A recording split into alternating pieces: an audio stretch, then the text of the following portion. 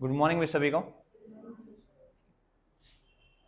इतिहास का जो हमारा पोर्शन चला उसमें हमने दो पार्ट कंप्लीट कर लिए इतिहास के। कौन कौन से? पहले तो प्राचीन इतिहास और दूसरा मध्यकालीन भारत का इतिहास। प्राचीन इतिहास कहां से कहां तक किया हमने? अच्छा, एक है ना, आप क्योंकि आपने ज्योग्राफी पढ़ी नहीं है, पढ़ी है तो उस तरीके से नहीं पढ़ी है जिस तरीके से मैं कोशिश कर रहा था पढ़ाने की। ठीक है, क्योंकि जब ज्योग्राफी में दो सिस्टम है, एक तो हम भारत की ज्योग्राफी पढ़ते हैं, एक हम वर्ल्ड की ज्योग्राफी पढ़ते हैं। क्या पढ़ते हैं? वर्ल्ड की। तो वर्ल्ड की ज्योग्राफी पढ़ते हैं तो उसमें पता चलता है भी महाद्वीप कैसे बनते हैं, महासागर कैसे बनते हैं, पर्वतों का निर्माण कैसे होता है, पृथ्वी के अंदर जो बल हैं उनको क्या कहा जाता है। ठीक है, तो ये चीजें किसमें पढ़ते हैं हम? वर्ल्ड ज्योग्राफी के अंदर। और किसके अंदर पढ़ेंगे? भौतिक भूगोल है उसके अंदर पढ़ते हैं ये चीजें। ठीक है, तो उस वक्त एक चीज बताई जाती है, एक टाइम पीरियड बनाया जाता है चट्टानों का भी और समय का भी किस किस प्रकार से चट्टानें किस काल में बनी और किस किस प्रकार से कौन कौन सी जगह या कौन कौन सी जो चीजें बनी है वो किस काल में बनी है। ठीक है, वो एक दिन आपको टाइमलाइन में पढ़ाऊंगा, उसमें आपको बताऊंगा भी ज्योग्राफी के हिसाब से टाइमलाइन कैसे सेट की जाती है। ठीक है, तो शुरुआत हमने कहां से की थी? प्राचीन भारत में या प्राचीन इतिहास के अंदर कौन से साल से शुरू किया था हमने?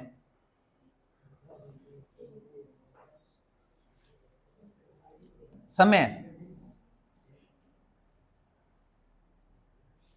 प्राचीन इतिहास का समय कितना बताया था मैंने आपको भाई? शुरुआत कहां से की थी हमने?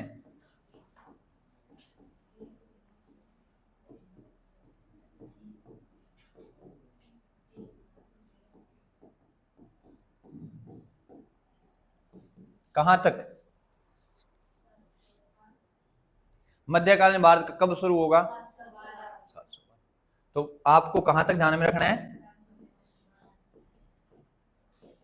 तो इसमें कंफ्यूजन नहीं है किसी को? ईसा पूर्व ईस्वी में सबको पता है? पता है वाला? सबको पता है? ठीक है, यहां से शुरुआत किया हमने प्राचीन भारत को। कब से? 20 लाख। प्राचीन इतिहास को कितने भागों में बांटा हमने? 3। कौन कौन से?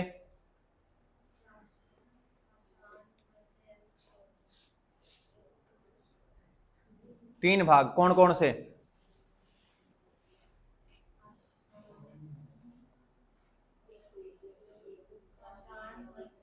पाषाण, मध्य और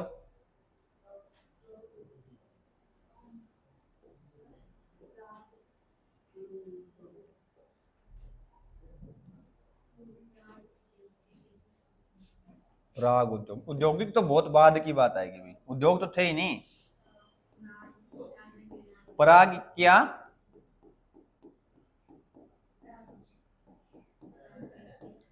प्राग ऐतिहासिक। दूसरा मैंने आपको बताया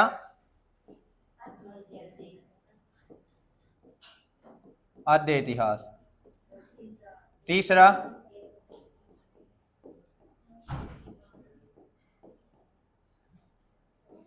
डिफरेंस क्या था इसमें भाई? डिफरेंस क्या था इन तीनों में? क्या होगा? कोई लिखित साक्ष्य नहीं मिले और पत्थर का प्रयोग होता था। इतनी समझ में आ गई भी? जिस काल में केवल हमारे पास क्या हो? पुरातात्विक साक्ष्य हो। क्या हो? केवल पुरातात्विक साक्ष्य हो, लिखित साक्ष्य नहीं हो, वो इतिहास कौन सा कहलाएगा? पराग इतिहास। दूसरा मैंने आपको बताया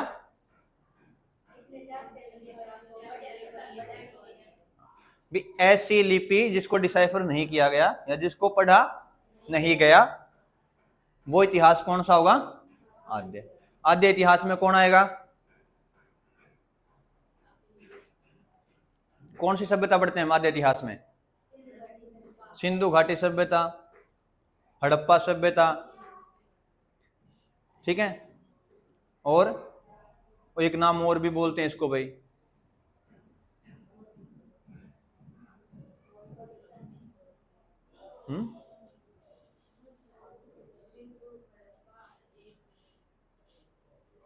घाघरा और हकरा सभ्यता भी इसका नाम लिया जाता है कहीं कहीं पे। मोस्टली किसका नाम लिया जाता है? पहले सिंधु था, बाद में, ठीक है, सिंधु को कम मानते हैं, हड़प्पा का, क्योंकि भी पहला स्थान खोजा गया था तो हड़प्पा। तीसरा ऐतिहासिक इतिहास, इसमें क्या आएगा फिर?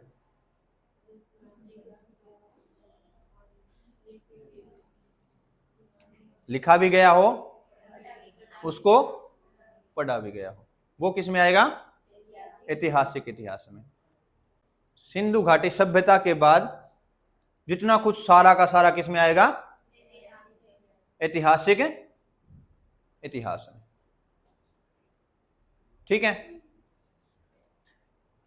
हमने शुरुआत की थी, अच्छा भारत में जो पहला स्थान खोजा गया था या सबसे प्राचीन जो खोजा गया वो कौन सी जगह भाई? किसी को पता हो? ऐतिहासिक स्वरूप के हिसाब से सबसे प्राचीन स्थान जो खोजा गया था भारत में,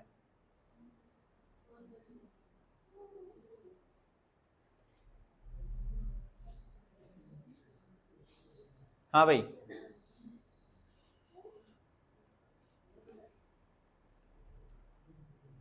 नहीं पता? महाराष्ट्र के पास, महाराष्ट्र में एक जगह थी, कौन सी?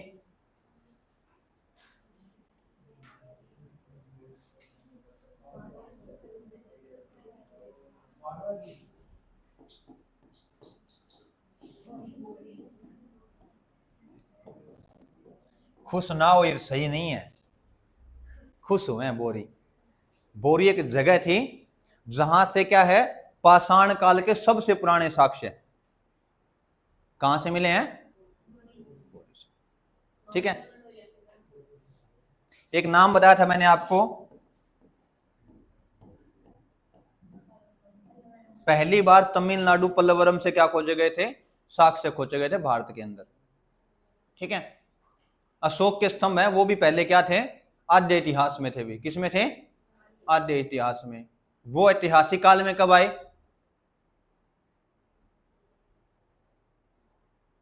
एक व्यक्ति जिसका नाम सुना होगा आप सभी ने,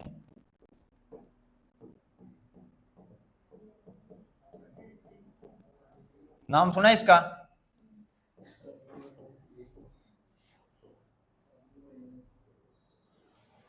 क्या किया था इसने भाई? क्या किया था इसने?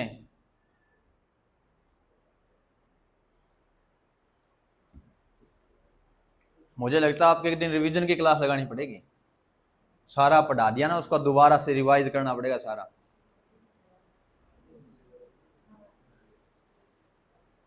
ये दिक्कत किसकी है? रिवीजन न करने की। ये सारी चीजें हमने पढ़ी हैं, सारा का सारा क्या किया हमने? पढ़ रखा है, और फिर भी क्या है, आप उसको रिकॉल नहीं कर पा रहे।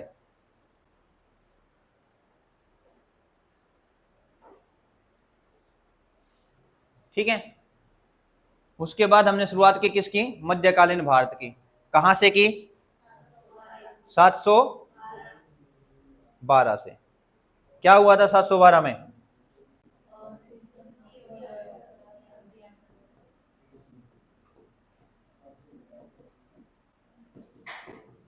किसका आक्रमण हुआ था? अरब आक्रमण। किसके द्वारा? मोहम्मद बिन कासिम के द्वारा, ठीक है। अच्छा मैंने आपको बताया, जब भी हम एक जगह है या एक स्थान है उससे दूसरे इतिहास में जाएंगे तो क्या होगा, वहां पे कोई ना कोई ऐसी घटना होगी जो क्या कर देगी, आगे के इतिहास को बदल देगी। मैंने पहले ही बताया था, शुरू से जब से हमने पढ़ रहा है, स्टार्ट किया था पढ़ना पाषाण काल को। पाषाण काल में पहले बड़े पत्थर थे, फिर थोड़े छोटे हुए, फिर बिल्कुल वो क्या हो गए? बारीक हो गए। जैसे जैसे चीजें बदलती रही। अच्छा अब भी देखो हम बदल रहे हैं, क्या है? हथियार थे, तीर थे, बाद में क्या होगी? तो पानी शुरू होगी, ठीक है। इसमें तो बहुत बड़ा बदलाव, लेकिन पाषाण काल में केवल क्या था? पत्थर के साइज से हमने क्या कर दिया? अलग अलग बना दिए काल, ठीक है। शुरू का काल था उसमें पत्थर क्या थे? बड़े थे। मध्य पाषाण में थोड़े छोटे, और नवपाषाण में तो बहुत ही, जैसे माइक्रोलिथ जिनको बोलते हैं, क्या बोलते हैं उनको, माइक्रोलिथ, लघु पाषाण, वो यूज होने लगे। तो केवल पत्थर के साइज से हमने क्या किया, अलग अलग काल बना दिए। ठीक है, अब यहां से क्या होगा, भारत में किसकी शुरुआत हो जाएगी, इस्लाम धर्म की। किसकी, इस्लाम की। अब ये इस्लाम धर्म है, ठीक है, इसके साथ अरब तुर्क हैं, वो कुछ मंगोल के हैं, कोई तुर्क से जुड़ा, वो लोग आएंगे भारत के ऊपर, वो शासन करेंगे लगातार। ठीक है, हमने किसके बारे में पढ़ा फिर, इसके बाद मोहम्मद गजनवी और गोरी, दो व्यक्ति और पढ़े। उसके बाद फिर क्या पढ़ी, पूरी की पूरी सल्तनत काल। उसमें कितने वंश पढ़े हमने, 5। कौन कौन से, गुलाम, खिलजी, तुगलक, सैयद और लोधी। ठीक है, 5 वंश पढ़े। इसके बाद हमने क्या पढ़ा, दक्षिण भारत में भी कुछ राज्य थे, उनके बारे में हमने पढ़ा। कौन कौन से,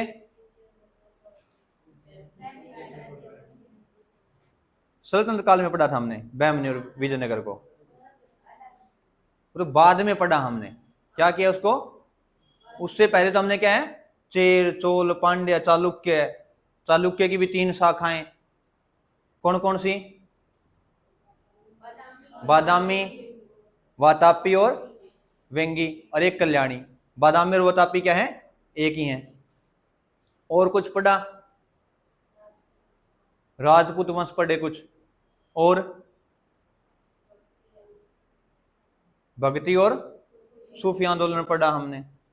फिर हमने क्या पढ़ा साथ में, बहमनी और विजयनगर को। ठीक है, और जैसे हमने सूफी आंदोलन, भक्ति आंदोलन पढ़ा, उसके जस्ट बाद हमने क्या पढ़ा, मुगलों के बारे में। और कहां से कहां तक, 1526 से लेके 1707 तक। कितने शासकों के बारे में पढ़ा, 6। कौन कौन से,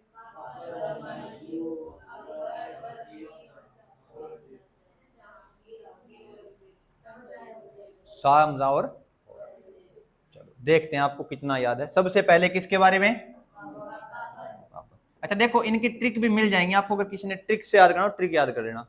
बाकी मैं प्रेफर कम करता हूँ इन चीजों को, ठीक है, क्योंकि जो चीजें याद रख सकते उसको याद रखो। ये छोटी छोटी चीज को याद रखा जा सकता है, ठीक है। हाँ, जैसे बहुत सारे, जैसे हम बात करते हैं भारत के अंदर, जैसे राष्ट्रीय उद्यान है, ठीक है, सुने होंगे आपने। कितने नेशनल पार्क है भारत में, नेशनल पार्क कितने हैं, राष्ट्रीय उद्यान कितने,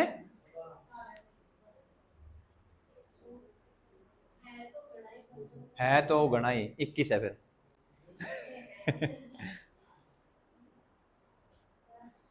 ये तो देखो मौलिक सा पार्ट है, ये आपको याद रहना चाहिए भाई, ठीक है। अभी नेशनल पार्क कितने हैं, पक्षी अभ्यारण्य कितने हैं, टाइगर रिजर्व कितने हैं, ये चीजें, इनकी जानकारी आपको होनी चाहिए। अच्छा, ये चीजें आपको करनी है, तो अब आप क्या करोगे, ट्रिक का यूज करना आपने, ठीक है, क्योंकि टाइगर रिजर्व लगभग 54 है, तो 54 याद नहीं रह सकते आपको सारे के सारे, और याद करना भी थोड़ा सा क्या है, मुश्किल तो नहीं कि याद हो जाएगा, लेकिन वो हमारे लिए ठीक नहीं है। वो क्या हो जाए, इन्फॉर्मेशन क्या हो, ज्यादा हो जाएगी बिना वजह की। ये जो, अच्छा देखो, इनके बारे में ध्यान में रखना आपने, पक्षी अभ्यारण्य, चाहे वो राष्ट्रीय उद्यान हो गया, चाहे वो टाइगर रिजर्व है, अगर किसी का जिक्र न्यूज के अंदर है, उसी को ही पढ़ना है, ठीक है। वैसे तो भी एग्जामिनर कहीं से दे सकता है, वो उसकी मर्जी है, लेकिन आपको इतना ध्यान में रखना है भी, एक साल में ऐसे 20 या 22 ही रहेंगे जो क्या रहेंगे, न्यूज में रहेंगे, चर्चा में रहेंगे, उनके बारे में आपको जानकारी रखनी है, सारे रटने की जरूरत नहीं है, ठीक है। बाबर के बाद फिर अकबर के बाद जहांगीर,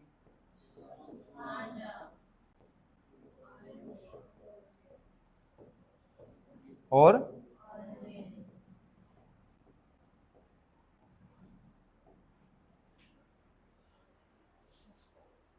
ठीक है, इन 6 के बारे में हमने पढ़ा।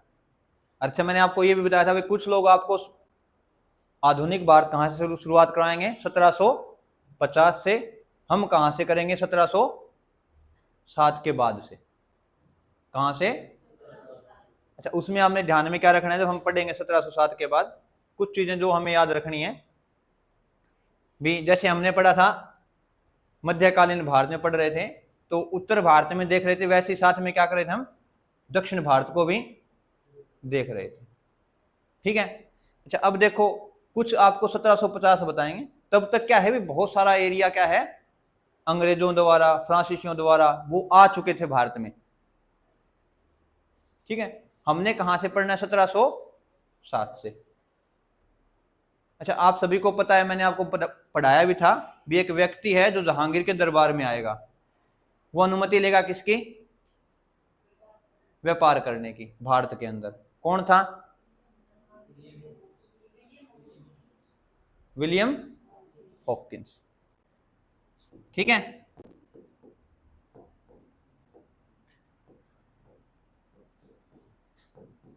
आज केवल हम एक धरातल बना रहे हैं भी, जिस पे हमें क्या करना है, एक अच्छी सी क्या करनी है, बिल्डिंग तैयार करनी है भी। चीजें आपको एक बार पहले से थोड़ा थोड़ा अंदाजा हो सारी चीजों के बारे में। ठीक है, भी हम कहां से शुरुआत करेंगे और कहां तक हम जाएंगे। ठीक है। विलियम हॉकिंस आया तो क्या किया इसने? एक व्यापार के लिए क्या किया भी, हमें व्यापार करने की अनुमति दे दो। ठीक है, लेकिन ये चीजें जैसे 1600 के आसपास चल रही हैं, इससे पहले यूरोप में बहुत सारी चीजें चल रही हैं अभी। ठीक है, क्या हो गया कि भारत में, अच्छा देखो हमें क्या पढ़ाया जाता है भी, अमेरिका की खोज किसने की, भारत की खोज किसने की, ये बताया जाता है। अच्छा ये बताओ भी 1498 से पहले भारत था कि नहीं था यहाँ पे? या उन्होंने खोजा है तभी एकदम से प्रकट हो गया? ये पहले से था यहाँ पे। सही अगर लाइन लिखी जाए तो ये होगी कि भारत के लिए समुद्री रास्ते की खोज किसने की? तो वो कौन थे? पुर्तगाली थे। उन्होंने मार्ग खोजा भाई। क्या खोजा? मार्ग। भारत की खोज नहीं की। और यही हमें पढ़ाया जाता है बार बार। अमेरिका की खोज कोलंबस ने की, भारत की खोज वास्को डी गामा ने की। ठीक है, तो इन पे भी थोड़ा ध्यान रखना है, पेपर में ऐसे ही आएगा। इस पे आप ये नहीं अभी कहीं कॉलर जाके पकड़ लो सामने वाले की, आप भी ऐसा क्यों लिख दिया, क्योंकि जैसा बुक्स में वैसा ही है। बस आपने ध्यान में रखना है भी, समुद्री मार्ग की क्या हो रही है? खोज। क्योंकि स्थल से व्यापार तो पहले भी हो रहा था। हो रहा था कि नहीं हो रहा था भाई?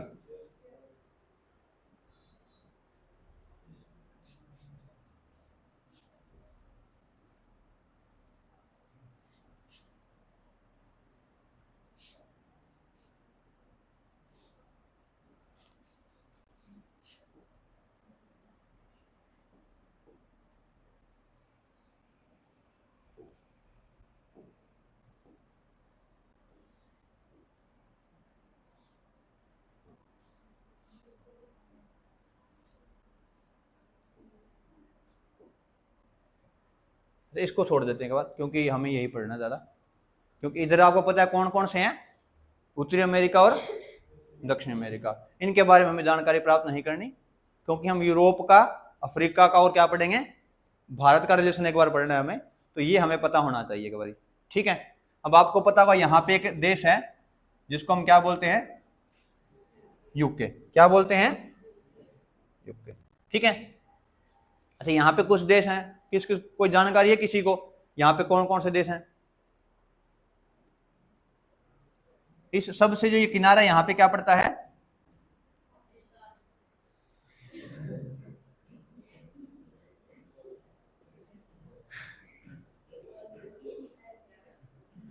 पी से पाकिस्तान नहीं होता हर बार, पुर्तगाल। ठीक है, ये क्या है? पुर्तगाल है। अच्छा, पहले मैं एक बार बता दूं आपको, ये क्या है? यूरोप। क्या है? ये क्या है? एशिया। और ये क्या है? अफ्रीका। ठीक है, तो पाकिस्तान यूरोप में नहीं है, किस में पड़ता है? एशिया में। ठीक है। अच्छा, अब देखो आप सभी को पता है यूरोप और एशिया के बीच में एक पर्वत श्रृंखला है जो अलग करती है इनको। कौन सी है? यूराल। कौन सी है? यूराल। यहां पे, अच्छा ये भी ध्यान में रखना है कि जो एशिया का क्षेत्र है पूरा ये, और यहां पे भी क्या पड़ता है, सॉरी रूस का, इधर भी रूस है और यूरोप में भी रूस है, ठीक है। और मोस्टली आबादी रूस की कहां रहती है, यूरोप वाले क्षेत्र में, साइबेरिया वाला क्षेत्र उसमें कम आबादी रहती है, ठीक है। अब यहाँ पे क्या है, पुर्तगाल है, और क्या है साथ में, फ्रांस, इटली, जर्मनी, हॉलैंड, और साथ में क्या हो गया, यूके। ये कुछ एक ऐसे देश हैं जो क्या कर रहे हैं, अच्छा 1400 या 15वीं शताब्दी की बात करेंगे हम, किसकी, 15वीं शताब्दी की, ठीक है। इसमें क्या हो रहा है, यूरोप के अंदर क्या हो रहा है अभी, रेनेसा, क्या हो रहा है, रेनेसा। अपनी भाषा में इसको हम क्या बोलते हैं, पुनर्जागरण।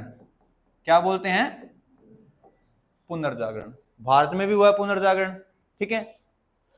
किसने किया भारत में पुनर्जागरण भाई, आगे आएगा जिक्र हम पढ़ेंगे, राजा राम मोहन राय ने। किसने, भारत में प्रमुखता से अगर कोई व्यक्ति महिलाओं के लिए, ठीक है, शुरुआत की बात करें तो जो लड़ा वो व्यक्ति कौन था, राजा राम मोहन राय, ठीक है। अब यहां से क्या रेनेसा हो रहा है, और साथ में क्या जितने भी ये लोग हैं, ये क्या है भी, इनके अंदर एक मन में ये है भी हमें क्या करना है, अलग अलग जगह खोजनी है, और साथ में क्या यहाँ पे पुनर्जागरण हो रहा है। एक तो होगा क्या भी हमारा धर्म का प्रचार करेंगे, दूसरा क्या है भी जो भी व्यापार वगैरह है वो क्या करेंगे हम और देशों के साथ साझा करेंगे, ठीक है। अब सबसे पहले एक व्यक्ति निकलेगा, कोलंबस, ठीक है। कौन निकलेगा भाई, किसकी खोज करने,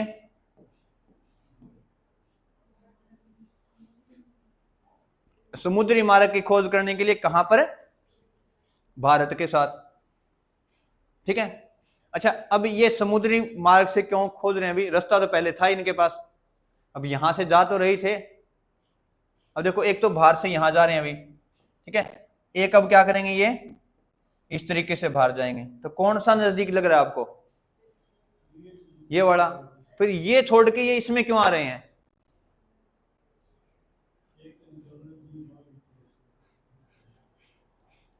क्योंकि यहां पे है ना इस समय में एक साम्राज्य आएगा जिसको बोलते हैं ओटोमन साम्राज्य। क्या बोलेंगे इसको, ओटोमन। और ये क्या करेगा अभी, हैवी टैक्स वसूल करेगा व्यापार के लिए, क्या करेगा, टैक्स वगैरह वसूल करेगा।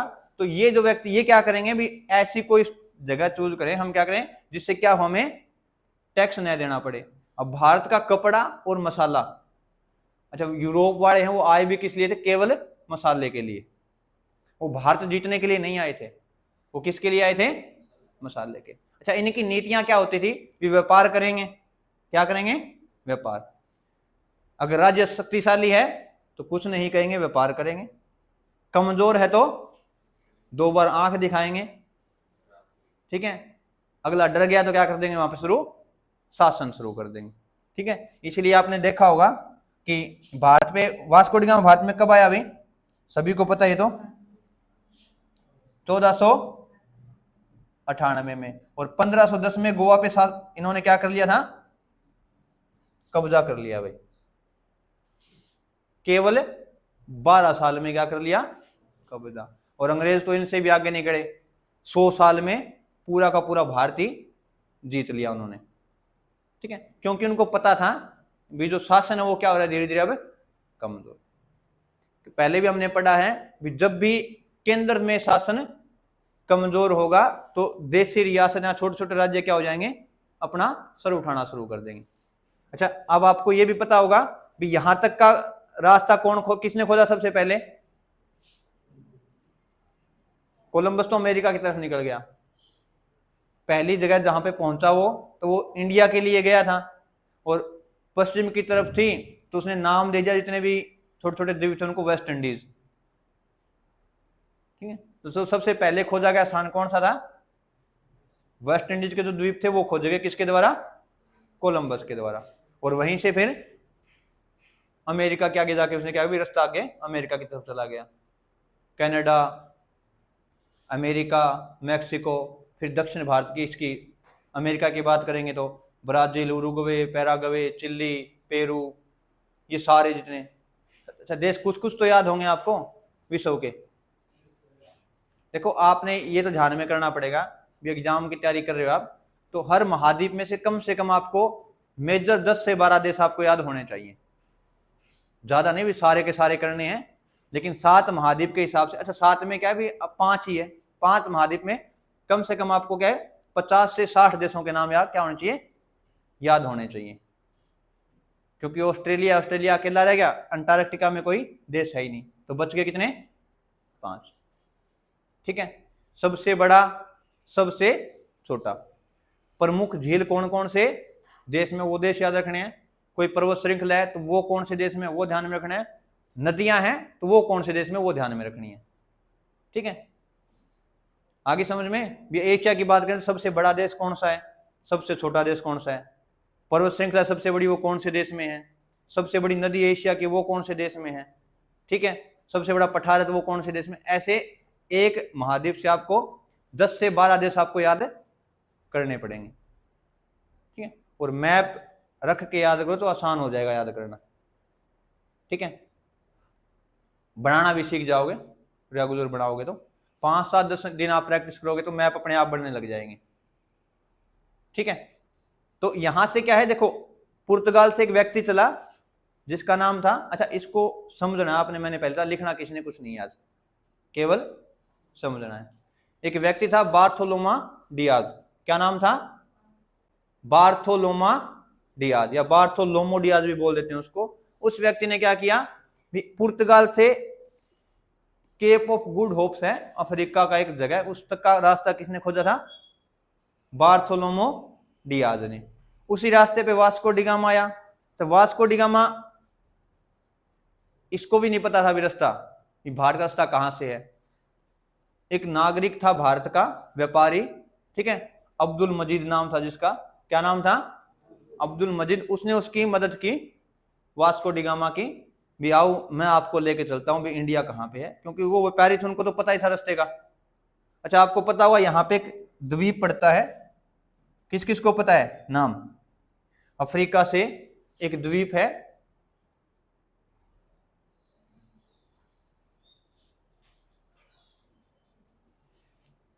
बोलो बोलो, कोई नहीं, जो भी है नाम, कुछ ना कुछ तो निकाल लेंगे हम। मैंने आपको पहले बताया भी आप जो बोलोगे वो किसी न किसी चीज का आंसर जरूर होगा, कम से कम वो तो याद रहेगा हमें, इसका हम अपने आप और कर लेंगे। अंदाजा लगाओ कोई, रचना, जो भी आपने पहले बोला वो बोल दो, हम ढूंढ लेंगे उसको। पूनम सुना है कोई नाम पहले,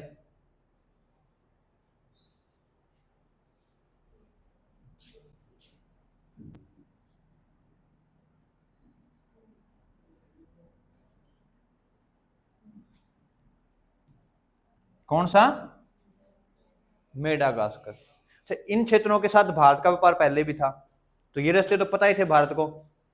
ठीक है, क्या है, फारस की खाड़ी है, होर्मुज की खाड़ी है, भूमध्य सागर है, लाल सागर है। अच्छा ये पता तो होगा सभी को इस क्षेत्र में कौन कौन सी वाटर बॉडी है, ज्योग्राफी पढ़ी है आप लोगों ने। अब ये मत कहना मैंने उस दिन पूछा था सारे में, हमारी ज्योग्राफी तो लग गई थी शुरुआत में जब आया था, लगी थी कि नहीं हैं, पूरी कंप्लीट कौन है। अच्छा देखो एक काम करेंगे हम भाई, 5 दिन में 7 दिन में जब भी समय लगा तो 7 के 7 महाद्वीप, उनके आसपास कौन कौन सी झीलें हैं, कौन सी खाड़ियां लगती हैं, उनके बारे में डिटेल से 5-6 घंटे की चर्चा करेंगे। ठीक है, तो उससे आपको अंदाजा लग जाएगा मोटा मोटा सारा, अगर आप एग्री करोगे तो ही करेंगे भाई। ठीक है, मन नहीं है, अच्छा ये ध्यान रखना, उससे ज्यादा तो मैं नहीं कह सकता, अभी 3 या 4 क्वेश्चन आराम से आप सोल्व कर पाओगे एग्जाम में उस 6-7 घंटे की वीडियो से। करनी है तो बता देना, नहीं करनी हो तो भी बता देना। ठीक है, क्योंकि इससे बहुत सारे कॉन्सेप्ट आपके क्या हो जाएंगे, ठीक हो जाएंगे, समझ में आ जाएगी चीजें भी। किसी जगह का नाम आपको ले तो आपको पता होगा भी ये देश है या ये खाड़ी है या कोई नदी है, कोई पर्वत है, कौन से देश में या कौन से महाद्वीप में है। ठीक है, अब यहां से मेडागास्कर के आसपास यहाँ पे अब्दुल मजीद लेके गया, कौन, किसको, वास्को डी गामा। कहां पहुंचा सबसे पहले, कालीकट के अंदर। कहां पे, कालीकट, कोचिन जिसको हम बोलते हैं आजकल, वो वहां पे एक राजा थे जयमुरीन नाम के, उन्होंने उसका क्या किया, स्वागत। वहां से कुछ सामान लेके वापस गया, कौन, वास्को डी गामा, और उसको अच्छा प्रॉफिट हुआ। अब ये चीजें देखो, शुरुआत में पुर्तगाली बहुत शक्तिशाली होंगे, क्या होंगे, पुर्तगाली शक्तिशाली, बाद में फिर क्या है, हॉलैंड वाले थोड़े से हावी हो जाएंगे। जब हॉलैंड कई जगह पे पुर्तगाल को हरा देगा तो थोड़ा हॉलैंड का क्या वर्चस्व बढ़ जाएगा। फिर हॉलैंड को कौन हराएगा, इंग्लैंड वाले, और फिर इंग्लैंड पूरे विश्व में क्या कर देगा, अपने उपनिवेश बना लेगा। क्या बना लेगा, उपनिवेश। क्या होता है उपनिवेश, हाँ भाई, गुलाम। और कोई, किसी को कुछ समझ में आ रहा हो, ये उपनिवेश किसे कहते हैं, गुलाम देश को उपनिवेश बोला जाता है। और कोई भी, देखो मैंने आपको कहा है, जो भी आपके दिमाग को लगे, थोड़ा बहुत जैसा भी आपको लगे, आप बोल सकते हो आसानी से, हम उसको सही कर लेंगे। जैसे इसने कहा भी गुलाम, इसको हम ठीक कर लेंगे, और भी सीधा नहीं कह सकते भी गुलाम है तो वो उपनिवेश है। कोई और ये डेफिनेशन उपनिवेश की 7वीं या 8वीं की एनसीईआरटी में आपको मिल जाएगी, अच्छे से लिखी हुई, उपनिवेश किसे कहते हैं। ठीक है, इसीलिए बोल रहा हूं, अगर बेसिक कॉन्सेप्ट है आपके जो बिल्कुल छोटे छोटे, जिनको समझ में नहीं आ रहा आपको, आप उनको कहां से कर सकते हो, एनसीईआरटी से। ठीक है, एक दिन क्लास लगाऊंगा मैं आपकी, उसमें बताऊंगा भी एनसीईआरटी में पढ़ना क्या क्या होता है और कैसे पढ़ना। पूरी नहीं पढ़नी होती एनसीईआरटी, ठीक है, छोटी छोटी किताबें हैं। अच्छा, 6ठी से लेकर 8वीं तक तो आप आधे आधे घंटे में, 2-2 घंटे में पूरी की पूरी किताब पढ़ सकते हो, इतना की मैटर है उसके अंदर। हाँ, +1-2 की जो होती है उसमें थोड़ा सा क्या है, चीजें ज्यादा होती हैं, वो पढ़ने में समय लगेगा। ठीक है, पहली बार पढ़ना है, दूसरी बार उसको समझना है, तीसरी बार याद करने की कोशिश करना है। पहली बार ही नहीं करना है, पहली बार लग गए और उसको याद करने लग गए। एक बार थोड़ी सी कहानी समझ में आ जाए, फिर कुछ ऐसी चीजें दिमाग में रखनी है जो पहले कहानी से याद रहेगी। कहानियां हमने सुनी है पहले, दादी नानी सुनाते थे पहले, तो अब क्या है, फोन सुनाने लग गए। ठीक है, उसके अंदर क्या होता है, जो नाम होते हैं उनको याद करते हो आप। अरे सीरियल देखते हैं, कभी बैठ के लिखा है आपने भी सीरियल में, तो इसका नाम ये है, इसके पिता का नाम ये, और सारों के नाम याद मिलेंगे आपको, मिलेंगे, होता है ना ऐसा। तो ऐसा ही चलता है समझने के लिए, रिवीजन इसी को बोलते हैं भाई। हम याद नहीं करेंगे फिर भी क्या हो जाएगा, वो याद हो जाएगा, बार बार रिवीजन करोगे तब।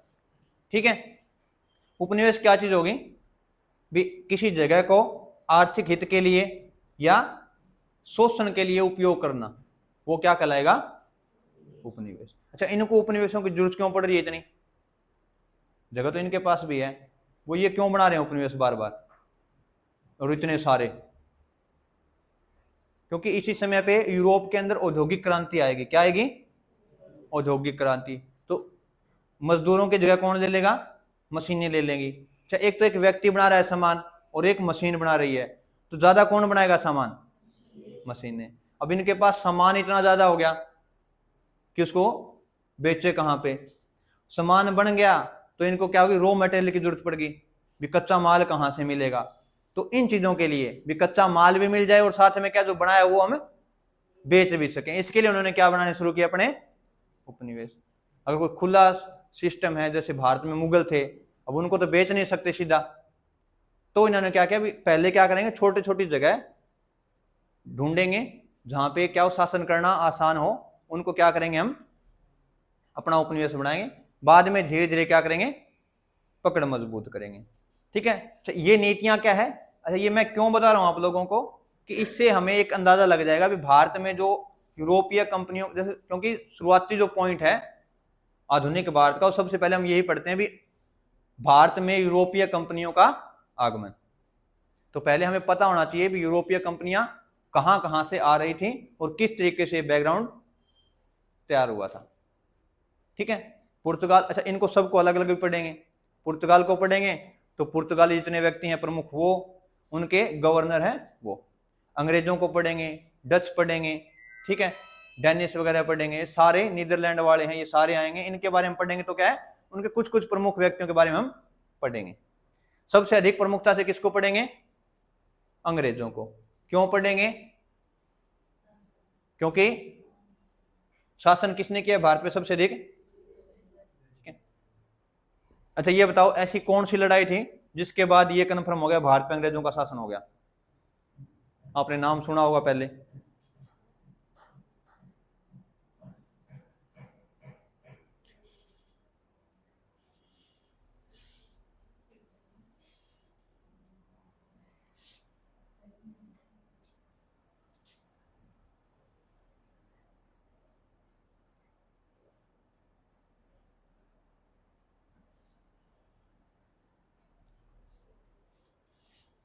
कौन सी लड़ाई थी भाई?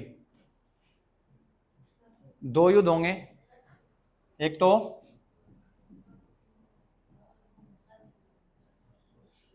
होगा कौन सा? प्लासी। दूसरा बक्सर। ठीक है, इन दोनों को हम पढ़ते हैं भारतीय इतिहास में। यहीं से क्या हुई शुरुआत किसकी? अंग्रेजों की भी सही से पकड़ बनने कहां से शुरू हुई है भारत पे? तो इससे पहले क्या था, बक्सर के युद्ध से पहले, कि जो अंग्रेज शासन कर रहे थे पैसा कहां से लेके आ रहे थे? अपने क्षेत्र से, या कुछ क्षेत्र जो भारत के उसने कब्जे में ले रखे थे उनसे। ठीक है, वहां से व्यापार वगैरह करते, थोड़ा बहुत मिलता वो पैसा वो यूज करते थे। बक्सर के बाद क्या हुआ, बिहार, बंगाल और उड़ीसा है, उसके दीवानी राइट किन के पास चले गए? अंग्रेजों के पास। दीवानी राइट समझते हो क्या होते हैं दीवानी राइट्स?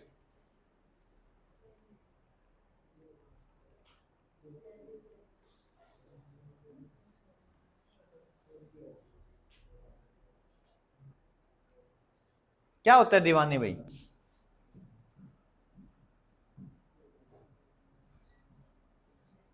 ठीक है, वो दीवानी नहीं है जैसे मीरा कृष्ण के लिए थी, वैसी दीवानी नहीं। ये क्या है, इकोनॉमिक्स की एक टर्म है। ठीक है, दीवानी का मतलब क्या है? ठीक है, अच्छा आपने देखा होगा संविधान में दो मामले आते हैं, एक तो दीवानी मामले, एक क्रिमिनल मामले। सुना है नाम कभी किसी ने?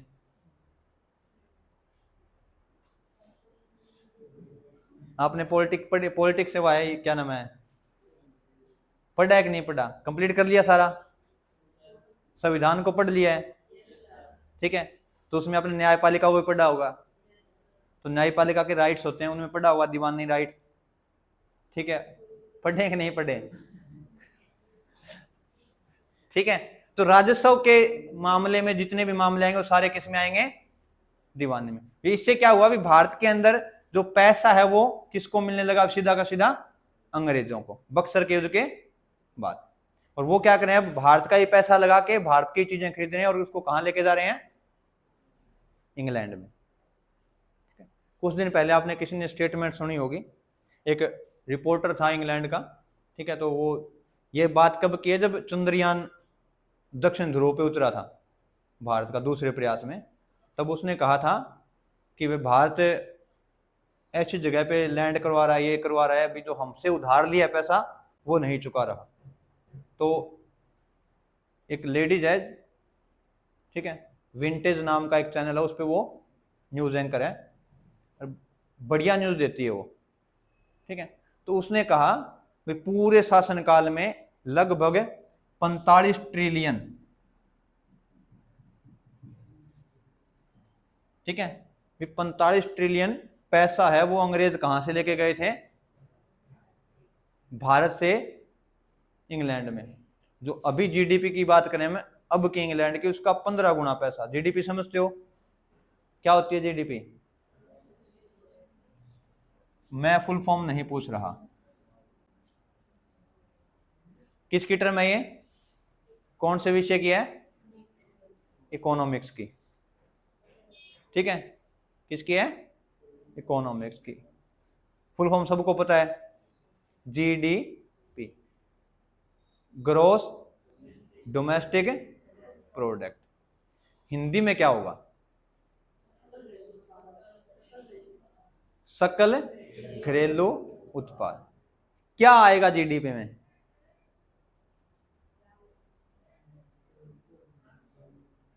अरे जिसको जैसे भी पता है, ठीक है, पता मेरे को भी नहीं, मैं भी सीख रहा हूं आपसे। रॉ मटेरियल, चलो ठीक है, और कुछ भी जैसा भी आपको पता हो जीडीपी के बारे में।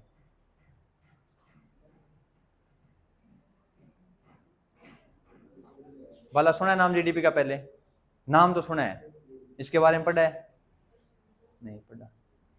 पढ़ा है पर बताओ फिर, जैसा भी आपको पता है, जो भी आपको याद आ रहा हो। इतना निर्मल, जीडीपी के बारे में, अच्छा ये बताओ, ये शब्द पहली बार किसने सुना है जीडीपी? आप में से जिसने ये शब्द पहली बार सुना हो जीडीपी? 10th में तो बहुत कुछ आता है, आपका सारा सिलेबस जो आप पढ़ रहे हो वो सारा 10वीं तक आ जाता है, ठीक है। जो चीजें सारी आप अब पढ़ रहे हो कब तक आ जाती हैं? 10वीं तक सारी आ जाती हैं। पूनम बताएगी इसके बारे में, जो भी आपके दिमाग में हो। हाँ भाई, कुछ पता, थोड़ा बहुत कुछ पता हो। देखो इसमें शर्म वाली बात, बेइज्जती वाली बात नहीं है, हम सीख रहे हैं। अगर मुझे कभी लगा कि कुछ चीजें आपने ऐसी बोली हैं जो मुझे नहीं पता, तो मैं आपसे पूछ सकता हूं कि मुझे बताओ ये चीज मुझे नहीं पता, ठीक है। सीखने में कोई बुराई नहीं है, ठीक है। सबने सुना है जीडीपी के बारे में, ठीक है। 11th क्लास की आप जब एनसीईआरटी पढ़ोगे उसमें जीडीपी, जीएनपी, एनएनपी, इन सब के बारे में सारा कुछ बढ़िया डिटेल से दे रखा है, ठीक है।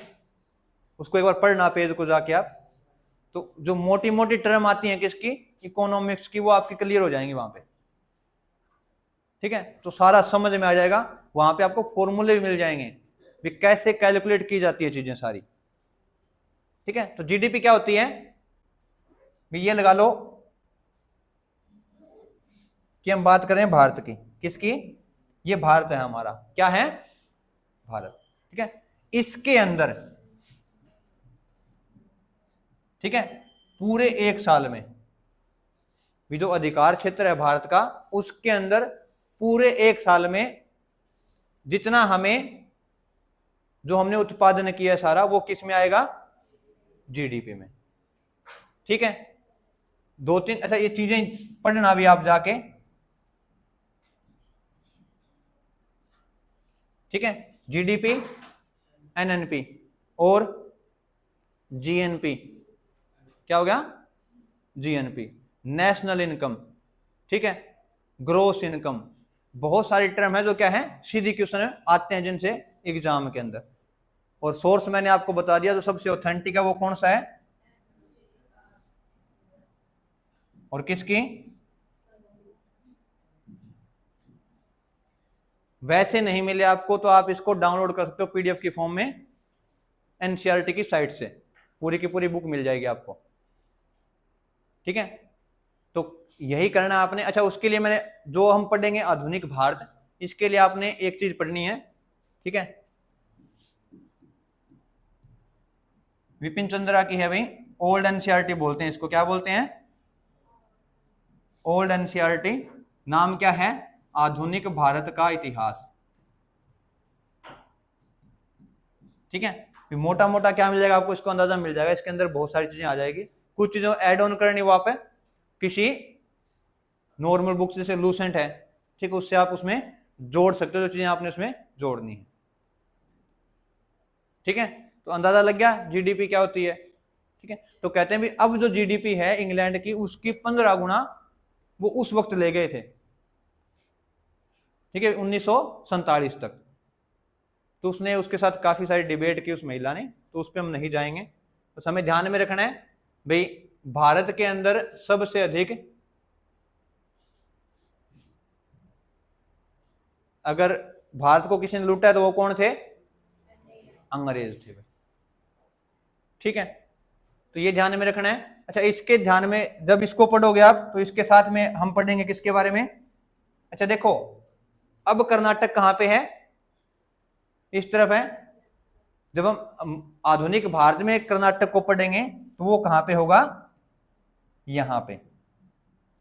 अब वाला कर्नाटक नहीं है, इसको कर्नाटक या कार्नेटिक बोलते हैं भी। क्या बोलते हैं? कार्नेटिक। ये क्षेत्र क्यों फेमस रहेगा? क्योंकि यहाँ पे अंग्रेज और फ्रांसीसी 4 युद्ध लड़ेंगे। ठीक है, 3 या 4 युद्ध लड़ेंगे।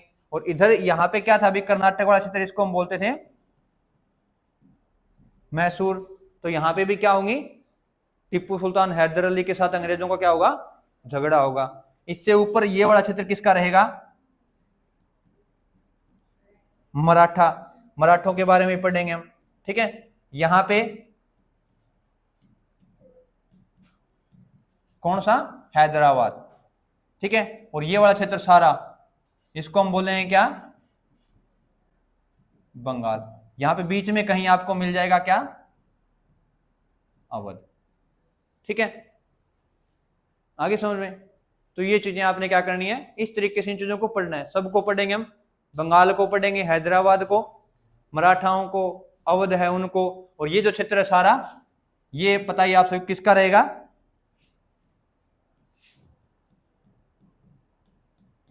मुगलों का। किसका रहेगा? मुगलों का। एक समय ऐसा आएगा कि मुगल केवल लाल किले तक रह जाएंगे। कहां तक? दिल्ली में भी नहीं। कहां पे शासन करेंगे? केवल लाल किले पे। ये मुगलों की कहां तक चलेगी?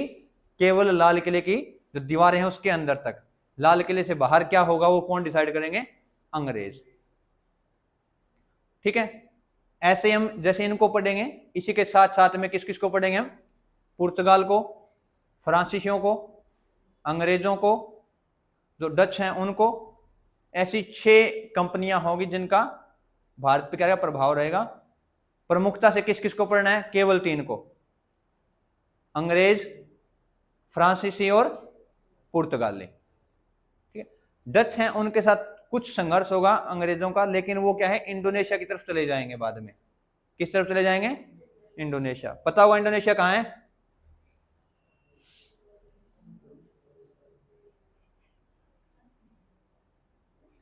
ये जो क्षेत्र मैंने बनाया आप, ठीक है, ये वाला,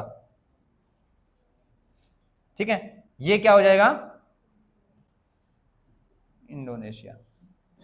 चोल शासकों के बारे में पढ़ा था तब मैंने आपको बताया था, इसके बारे में भी कुछ चोल प्रमुख ऐसे व्यक्ति थे जिन्होंने क्या है, इस क्षेत्र पे भी क्या कर लिया था? कब्जा कर लिया था। ठीक है, अच्छा, जो हम पढ़ेंगे सारा आधुनिक भारत, उसमें पहला पढ़ेंगे हम 1707 से लेके 1757 तक, फिर 1857 से लेके 1757 से 1857 तक क्रांति होगी तब तक, फिर 1857 से लेके पूरा कुछ 1947 तक पढ़ते हैं, हम पढ़ेंगे 1991 तक, जब भारत की अर्थव्यवस्था ओपन हो जाएगी। ठीक है, मैंने आपको बताया था कि 1991 में मनमोहन सिंह ने क्या किया था, एक रिफॉर्म लेके आए थे वो, जिसका नाम क्या बोला जाता है? एलपीजी। सुना होगा नाम एलपीजी का आपने? एलपीजी गैस नहीं, ठीक, कभी गैस का जिक्र करो, भी मनमोहन सिंह ने एलपीजी गैस बना दी। क्या फुल फॉर्म होती है एलपीजी की? हाँ, लिबरलाइजेशन, प्राइवेटाइजेशन और ग्लोबलाइजेशन। इसका प्रभाव क्या रहा? पहले मैंने आपको इसके बारे में बताया भी था कि भारत में ऐसी मानसिकता थी भी सुई से लेके जहाज तक कौन बनाएगा? केवल सरकार बनाएगी। ये चीजें क्या होगी? सारी की सारी सरकारी होंगी। इसके बाद क्या हुआ? भी इकोनॉमी को क्या किया गया? ओपन किया गया। और क्या किया गया? भी और देशों को क्या कहा गया? भी आप आके क्या करो? हमारे भारत में इन्वेस्ट करो, निवेश करो। ठीक है, और यहीं से शुरुआत होती है, फिर क्या चीजें बदलनी शुरू होगी भाई।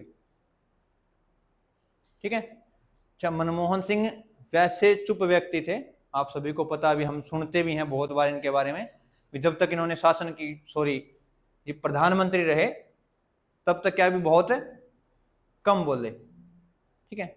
लेकिन अभी हम बात करें तो आधुनिक समय में अगर सबसे महान अर्थशास्त्रियों के बारे में जिक्र करें तो उसमें नाम किनका आता है? मनमोहन सिंह का भी नाम आता है। जिस वक्त अमेरिका जैसा देश था उसकी अर्थव्यवस्था डाउन चली गई थी, उस वक्त मनमोहन सिंह ने भारत की अर्थव्यवस्था को संभाले रखा। भी ऐसे व्यक्ति थे। उनकी कहते हैं भाई, अब भी कहा जाता है भी उनकी जो योग्यता थी उसका सही तरीके से प्रयोग नहीं किया गया उन 10 सालों में जब वो प्रधानमंत्री थे तब, ठीक है। बहुत सारे बड़े बड़े नेता मंच पे भी बोलते हैं भी अर्थशास्त्री अगर है कोई तो मनमोहन सिंह जैसे अर्थशास्त्री होने चाहिए, ठीक है। तो ये चीजें हम कहां तक पढ़ेंगे? 1991 तक। यहां तक किसी को कुछ पूछना हो, कुछ समझ में न आया हो?